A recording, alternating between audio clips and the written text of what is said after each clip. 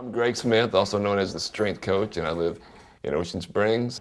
What I love about the state of Mississippi is that it is such a warm place to live. I think the people are very friendly and open-minded.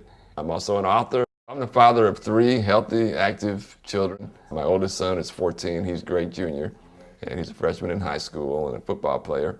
My middle child is Donovan. He's 12 years old and plays all sports. My daughter is 9 years old. Her name is Berkeley, and she's involved in gymnastics and cheerleading. So again, they're all very physical, and that's really rewarding to me because that's something I could never do. But they're also very smart kids and very outgoing and social. You know, they're just normal kids, and I think one of the things that's neat about it is that they've been able to embrace their dad. Even though their dad weighs 65 pounds, they've been able to embrace me as dad. And I just think it's a lot of fun to be involved in my kids' lives. I'm not doing it for any other purpose other than, to be, an active parent, but also I enjoy it. I enjoy coaching football and coaching basketball and going to my daughter's cheerleading competitions and helping them in school with their classes and going to meet their teachers and, making friends with the other parents and the teachers. That's just a great part of my life. It's a major part of my life. I was born with muscular dystrophy, and that is defined as a gradual weakening of muscle tissue. I've had it all my life.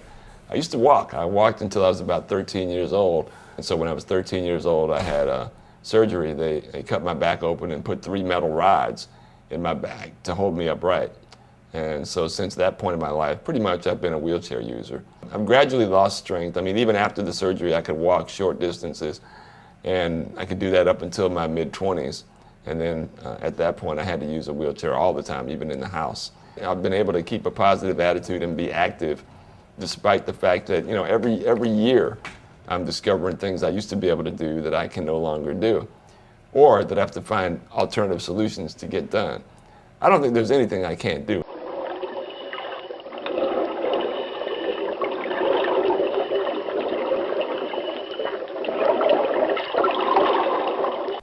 Doctors told my parents when I was born that I would live to be about 12. And then when I was 12, they said, okay, mid-20s. And that's when I started having children, So, I've constantly outlived the doctor's expectations. Now I don't even know what the doctor's expectations are because I've learned and I've been kind of, conditioned not to even listen to that kind of thing. I really think that I'm on a mission. I think that we all should look at each other as equals with equal abilities and equal disabilities. We're all guilty of it. We see someone and we make assumptions. Most people do. I think we all do, based on our experiences with people in similar circumstances in the past and what we've heard and what we've read and what we've seen on TV. And unfortunately, most of the assumptions that people would make about me are incorrect.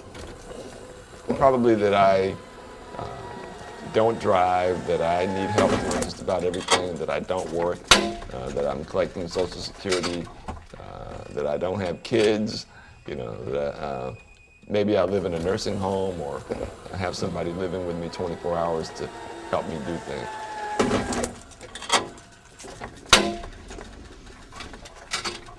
For the past 14 or so years, I've been doing a syndicated radio talk show about life and disability. I'm also an author.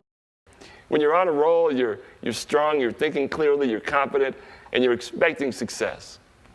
I love getting on the platform and speaking to corporate audiences and to colleges and universities and athletic teams and disability-related groups and really telling my story, but also tying that into a message that they can take home and use. I speak about inner strength, and when folks are done listening to me, they're inspired to look at life a different way. I inspire people to look at the challenges and the difficult times that we face as opportunities to get stronger. And it's about lifting the weights of life's challenges. What I love about the state of Mississippi is that it is such a warm place to live. I think the people are very friendly and open-minded. We live right on the ocean, and it's wonderful to be able to look out and see this, the sparkling water and the bayous and the greenery here. It's a very clean, down-to-earth place to live. I think Mississippi gets a lot of hard knocks in terms of its image nationally, but I really have, since I've returned here, I was born here and lived most of my life away from Mississippi, and since I've been back, I've learned that Mississippi's changed a great deal, and there are a lot of creative, very intelligent problem solvers here.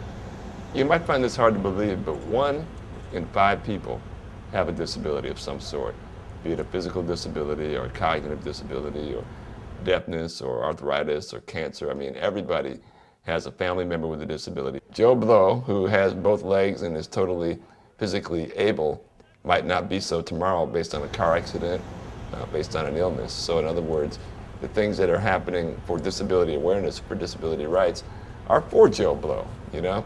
And I think we all need to look at it as a standpoint of we're not looking at disability as us versus them, or you versus us, or you, these people over here and these people over there. We're all in this together.